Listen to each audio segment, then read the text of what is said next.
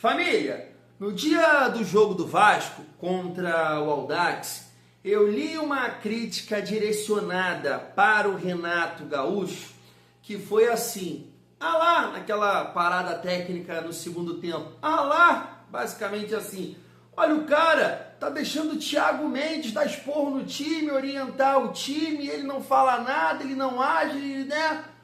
Olha lá, boleirão aí a galera que defende o Renato Gaúcho. Eu quero trocar uma ideia com vocês sobre isso, porque ontem o treinador do Atlético meio que desabafou, né, em relação aos seus jogadores. Eu não sei se vocês acompanharam, mas vou trazer esse corte aqui. Eu achei muito interessante porque nessa última coletiva o Renato também trilhou esse caminho aí. Ele foi nesse sentido e a gente vai repercutir aqui. Que é basicamente assim, família, tem muita responsabilidade dos jogadores, mas muita. Eu sei que a gente cobra treinador, escolhas, mudanças, errou aqui, errou ali, mas eu concordo com o Pedrosa. A gente tem que responsabilizar os jogadores, porque não pode, cara, não pode empatar com Barracas da maneira que empatou. A derrota, beleza, contra o Audax, a arbitragem operou o Vasco, mas o próprio Pedrinho, né, a gente vai repercutir isso.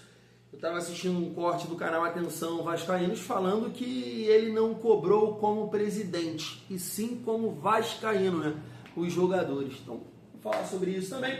Além disso, família, eu já estava aqui acompanhando, né, alguns canais do São Paulo para entender um pouco, né, do momento, os jogadores estão se destacando, né, pensei alguma coisa ali deles falando do Vasco, mas eles falando muito também sobre a lesão do Marcos Antônio, a questão da Copa Sul-Americana. Quero passar esse corte aqui também para a gente debater.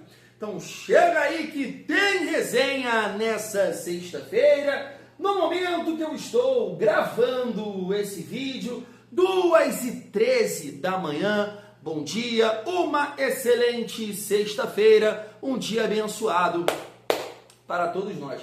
Família, rapidamente aqui eu quero deixar registrado, atrasado, né, porque eu só vi agora há pouco, mas quero deixar aqui os meus parabéns para o Aranha, cara que tem amanhã. Poxa, um cara que já teve, que teve um carinho comigo muito grande, falou do canal, falou do meu trabalho lá na Rádio Tupi, no programa de domingo. Eu estava escutando, olha só que maneiro, né, cara? Estava escutando ali para pegar algum corte, alguma opinião dele, e ele falou sobre o nosso trabalho. E ontem ele completou 78 anos. Eu sou muito fã do Dé, gosto muito do trabalho do Dé. O Dé me representava muito ali naquele período difícil, né, do senhor Jorge Salgado, aquela situação que a gente viveu, Batalha de Itu. O Dé ficava revoltado direto, só faltava xingar, mandar os outros tomar. Ele me representava muito. Eu virei muito fã do Dé. Quero deixar aqui também os meus parabéns para ele. Dé, parabéns, irmão. Tá voando baixo em 78, tá bem, tá melhor que eu, tá mais esticado que eu. Eu tô acabado perto do Dé Aranha. É isso. Família, vamos seguir a nossa resenha. Ontem mais dois brasileiros, né? Jogaram na Copa Sul-Americana. O Galo conseguiu vencer por 2-1, mas eu estava vendo alguns comentários do Everton Guimarães, de torcedores falando que o Galo não jogou nada, a galera com uma preguiça, né? O Bernard fez o gol e fez assim pra torcida, a galera xingando ele, mas venceu. Eles estão revoltados lá, mas eu queria estar assim. Eu gostaria de estar revoltado, xingando, que péssima atuação, não pode, mas, né, com 3 pontos na conta. E o RB Bragantino conseguiu uma virada, né? Saiu na frente, tomou a virada e conseguiu vencer a partida por 3-2. Dessa forma, tá na tela para vocês, únicos brasileiros que não venceram na Sul-Americana, Santos e Vasco. E se você olhar a classificação lá do grupo do Santos, eu acho que tá igualzinha do Vasco, cara. 4, 3, 2, 1. O Santos também é o último colocado. A gente vai falar um pouco mais sobre a Copa Sul-Americana, pegando esse corte aí dos torcedores do São Paulo, do técnico do Galo. Antes, família, eu quero comentar com vocês, para a gente já falar um pouco sobre a partida de sábado. Olha só, Pontaria, bola aérea e parte física ajudam a explicar sequência negativa do Vasco. Uma sequência, né, de 5 jogos sem vencer, 2 derrotas em casa. Isso aqui me chamou muita atenção, eu não sei se chamou de vocês também, porque pontaria, bola aérea e parte física, mano, parece que eu tô em 2015, 2016, 2013, 2000 não sei o que, sabe? Que loucura, né, mano? A gente não sai dessa bolha e cara, passa ano, entra ano. Ai, até ó a dificuldade que eu tenho. É que consome a gente, mano. Entra ano, sai ano, de novo volta um ano. E é a mesma coisa, mano. Não dá pra aturar isso aqui não, sabe? É bola aérea, é fraqueza na hora de fazer o gol, é dificuldade física. Eles estão pontuando aqui na matéria o desgaste, né, das viagens. Eu não olho pra isso aí não, tá? Eu acho que o Vasco cai muito o rendimento ali, a parte física no segundo tempo, porque a gente tem jogadores cansados. E na maioria dessas partidas, o Renato segura o Tietê, segura o Thiago. O Thiago eu até entendo porque é um cara que tá decidindo tecnicamente. Ele bota alguém na cara do gol, mas o Tietê não tem cabimento, cara. Aí tu fica com o Thiago, que não marca ninguém, o Tietê, que não marca ninguém, e bota o JP, que não marca ninguém.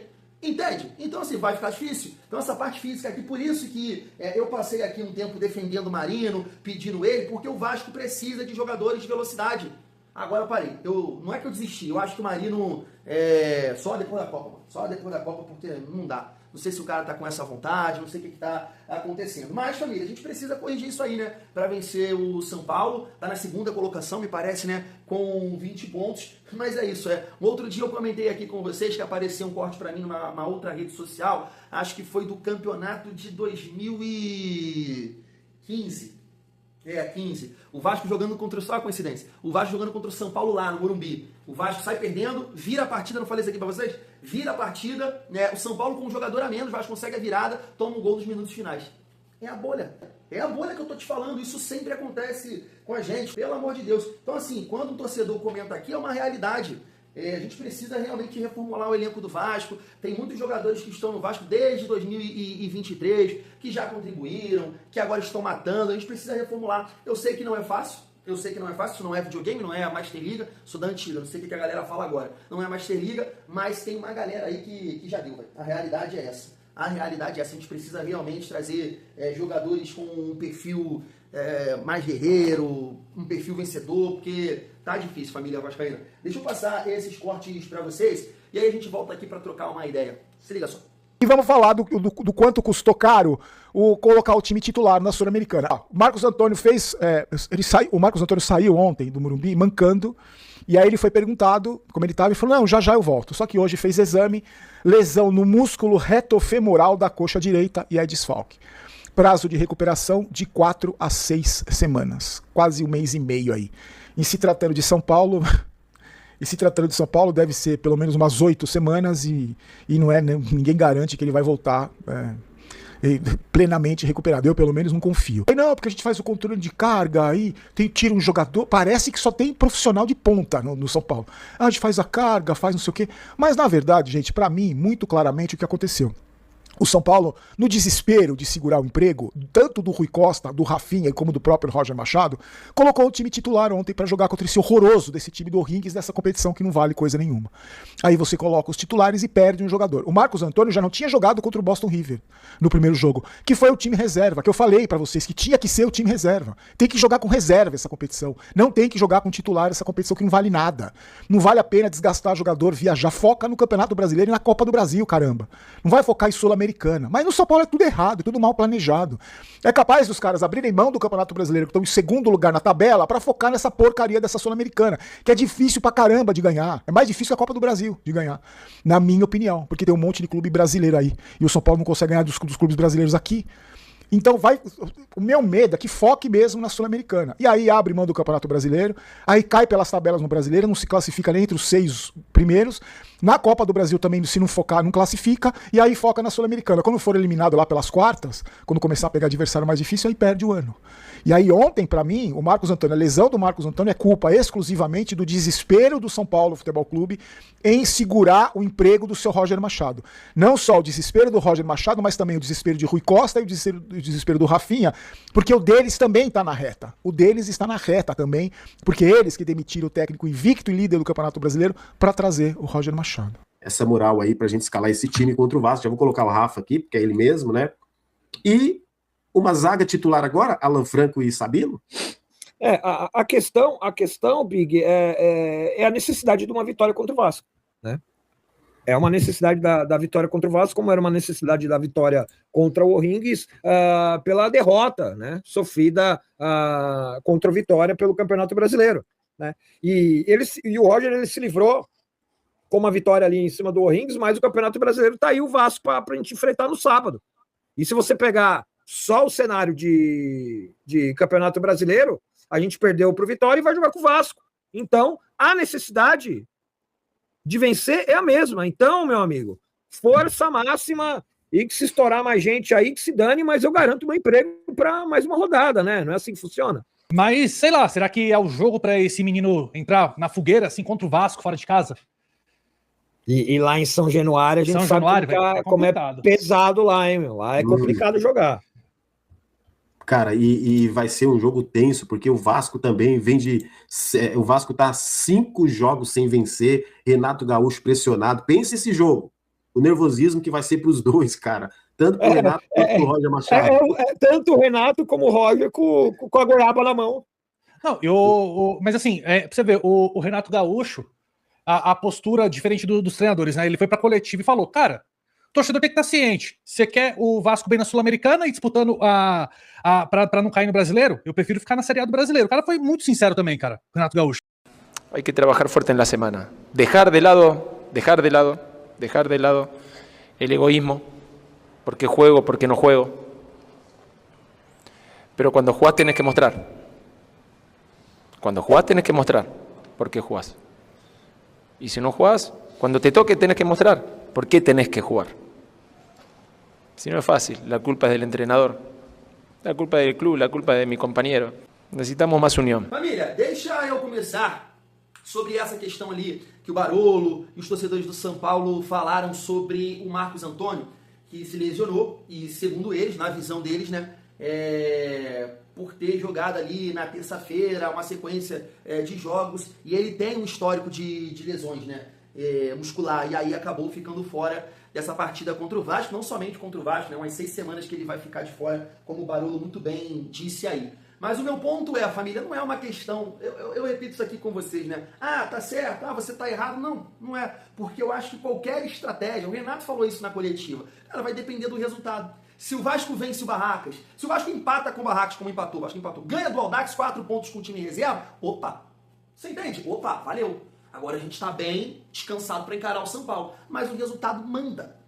O resultado é senhor da parada. E se você perde um jogo dos piores do campeonato chileno, aí, irmão, por que não botou time titular? E não sei o que. Mas você entende a visão dos caras? É uma visão que, no caso, se o São Paulo toma a atitude que o Vasco vem tomando, para eles, show de bola. Porque a prioridade é o Campeonato Brasileiro e a Copa do Brasil. Eu discordo um pouco do Barolo de falar que a Copa Sul-Americana é mais difícil que a Copa do Brasil. Não acho, né? Chega assim, família, é difícil falar isso, dói, mas é uma competição que tem o Palmeiras, que tem o Flamengo, ela se torna mais difícil, né? Na Copa Sul-Americana não tem, porque os dois times que têm elencos fortes, né?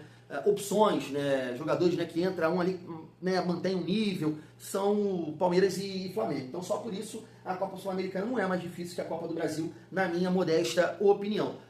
Você entende? Então eu fico assim, família, poxa, imagina perder um Thiago, imagina perder um Andrés Gomes por desgaste muscular. Eu tô falando, o Thiago já tem ali seus 34. Não é garoto, não. Não é garoto pra ficar nessa pegada que eu tô falando. Sim, tem muita gente que, pô, Thiago, então um time misto, alguns titulares e tal. Família, eu concordo com a atitude aí do Vasco. O que eu não concordo é exatamente, né, o que o treinador do Galo abordou. É isso, porque eu acho que mesmo com o time em reserva, o Vasco poderia ter vencido o Audax, tá?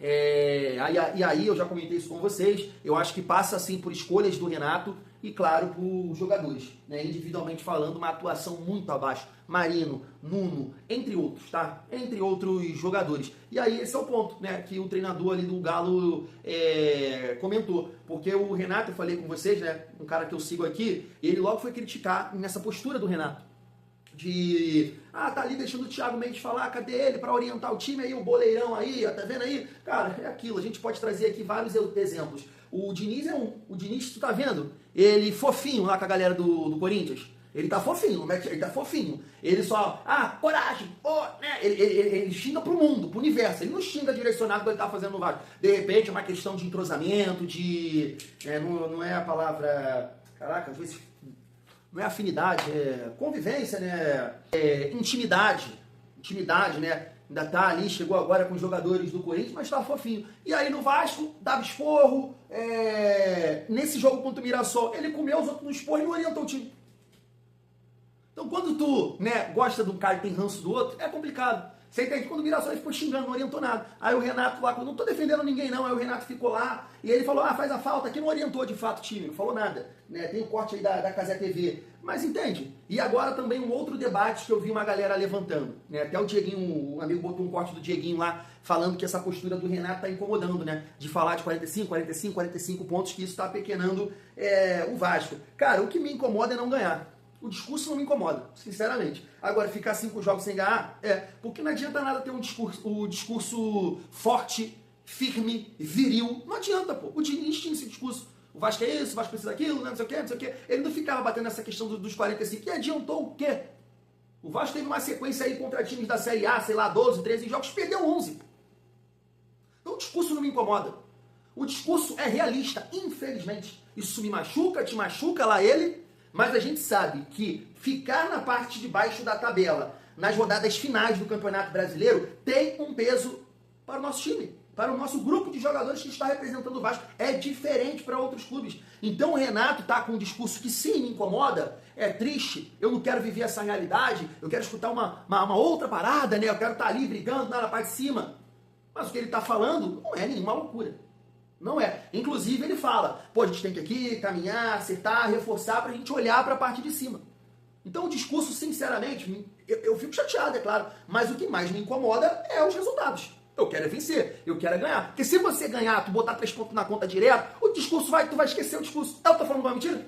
Eu tô falando uma bobagem aqui? Não tô, pô. Então isso não me incomoda não, família vascaína. Agora, a questão dos jogadores, sim, pô. A questão dos jogadores, sim. Então, acho que na Copa Sul-Americana faltou um pouco mais de entrega, um pouco mais de coragem, de vontade, poxa, o Felipe Baixo falou isso, cara. Pô, tô tendo aqui a oportunidade, geralmente eu não tô jogando Campeonato Brasileiro, vou encarar isso aqui, né, com uma parada, porque, tipo o Rodrigão, né? Participei de uma live com ele, ele falou, é um ponto de vista que muita gente está tendo. Ele disse, poxa, cara, o Renato tá falando assim, parece que a diretoria também, tá todo mundo tratando a Copa Sul-Americana como um lixo. Só que, mano, os caras ganham bem, salário tá em dia. Cara, pode estar todo mundo falando, mas eles têm que estar com tesão de provar, de mostrar, mano. Eu quero entrar, eu quero ter mais jogos para jogar na Copa Sul-Americana, eu quero passar para a próxima fase, eu quero ter a oportunidade de atuar. Porque senão também fica difícil, mano. Fica difícil. A gente culpa todo mundo, né? Culpa isso, culpa aquilo, culpa Renato, culpa Pedrinho, mas, poxa, o Vasco não tem um time reserva para ganhar do Barracas. O Vasco não tem um time reserva para ganhar do Audax. Aí eu acho que dá para dividir a culpa. Renato, escolhas e jogadores, tá, família vascaína? E em relação a isso também, né, o Pedrinho fez uma cobrança aí, não sei se vocês assistiram aqui esse corte, esse vídeo do canal Atenção Vascaínos. Flávio Dias estava pontuando lá, né, que as pessoas que ele comentou, que ele falou, disseram que realmente o Pedrinho cobrou, não como presidente. Segundo o Flávio Dias, foi a cobrança mais forte, né, firme e viril do Pedrinho nesse período que ele está à frente do Vasco. Não deixou ninguém falar de arbitragem, né, porque o que irritou ele foi, de fato, os 35 minutos que o Vasco fez contra um dos piores times do campeonato chileno. Então você imagina o cara que é torcedor, que é presidente, que está fazendo esforço, que está trabalhando para melhorar, né, a condição dos jogadores, né, e você tem esse tipo de comportamento, de atuação. Incomoda, né? Vamos ver o que os jogadores vão fazer, né? Tem que dar a resposta no sábado. A gente precisa ter uma sequência agora de bons resultados, né? São Paulo, Paysandu, Corinthians, cara, eu vou falar muito sobre isso, o tesão que essa galera tem que entrar, principalmente aqueles, né, que estavam ali com um certo ranço do Diniz, tem que entrar com muito tesão pra gente tentar vencer eles lá, e o próprio Olímpia, né, que virou uma decisão. Se o Vasco quer classificar para a próxima fase, tem que vencer o Olímpia. Então essa cobrança aconteceu, né, a gente ouviu isso do Renato, e teve essa confirmação aí das fontes do Flávio Dias. E aí, família, em relação ao jogo contra o São Paulo, né? O torcedor do São Paulo colocando ali a importância do jogo, até porque o São Paulo está lá na parte de cima da tabela. Uma outra questão que eles levantaram aqui que me fez lembrar o próprio Fernando Diniz num jogo contra o Botafogo pelo Campeonato Carioca, que o campo estava pesado, e naquela ocasião muita gente falou que não era para colocar o time titular, que era para focar na estreia. Foi a estreia do Campeonato Brasileiro, acho que foi contra o Mirassol, e levou o time para salvar o emprego dele, não sei o quê. Cara, por isso que assim, eu sei, não dá para comparar Campeonato Carioca com Copa Sul-Americana. Copa Sul-Americana tem um peso, mas é o que eu falo, é o resultado. Se o Vasco, tá bom, empatou com o Barracas, vence o Audax, não ia ter essa cobrança, pô. A gente não ia estar falando isso, porque a gente reclamou no jogo contra o Botafogo de força máxima. Era para focar no Campeonato Brasileiro. Você entende? Repito, sei, tá, que a Copa Sul-Americana é mais importante, mas existiu aquela cobrança lá. Então se a gente vai, 6 pontos na Copa Sul-Americana e fica tomando porrada no Campeonato Brasileiro, o discurso seria esse. Porra, vai focar em Copa Sul-Americana, o brasileiro que rebaixa, tô te falando, pô. Então por isso, assim, família, eu acho que a decisão está correta. O Vasco não tem elenco para disputar 3 competições. Agora, a cobrança tem que existir, até no time reserva. Porque dava para ter resultados melhores. Em relação ao São Paulo, família, né? Um clube que vive uma situação assim delicada na parte de gestão. Eu vejo muita gente falando que o Roger é um treinador que já chegou demitido, né? Tem cara mal chegou, já está demitido, torcida cobra. Então não tá um ambiente assim favorável. Tava vendo o Barolo falar do jogo contra o Raigues. Teve ali alguns momentos difíceis na partida, foi pressionado e tudo mais. E nessa escalação aqui que eles estavam debatendo, fiz até a questão aqui de pegar. Eu estava vendo, né? O Cedric é um lateral que tem muita dificuldade na marcação e vai encarar o Andrés Gomes. E o Wendel eu conheço, né? O Wendel passou pelo Bayer Leverkusen, pelo Porto, né? Acho que foi revelado no Grêmio. É bom jogador, mas eles estavam falando lá que também tem muita dificuldade na marcação. Alan Franco e Sabino, Danielzinho e Bobadilha, e no ataque vai ser um tal de Luca, o Arthur, passou aqui pelo Botafogo, Luciano e Calé. Então, assim, não tem aqui na frente, por exemplo, não tem ninguém bobo não, né? O Vasco no ano passado perdeu pro São Paulo aqui com Tapia e... lembro, era uma outra fraqueza lá. Então esse São Paulo aqui é um time muito mais forte do que a gente perdeu no ano passado. Mas é um time que está desgastado. A gente acabou de ouvir aí, né, a galera falando do Marcos Antônio. Então é um time que está sentindo, viajou para lá, jogou terça-feira, vai jogar contra o Vasco. E o nosso time, né, foi preservado. Vamos ver a mensagem que o Vasco vai passar para a torcida no sábado lá em São Januário. A gente precisa vencer esse jogo aí e chegar a 16 pontos, né? A gente, por exemplo, chega ali, né? Não dá para dizer que encosta, mas fica a 4 pontos, por exemplo, do São Paulo, família vascaína. É isso, vou ficando por aqui, tamo junto. É muito bom ser Vasco.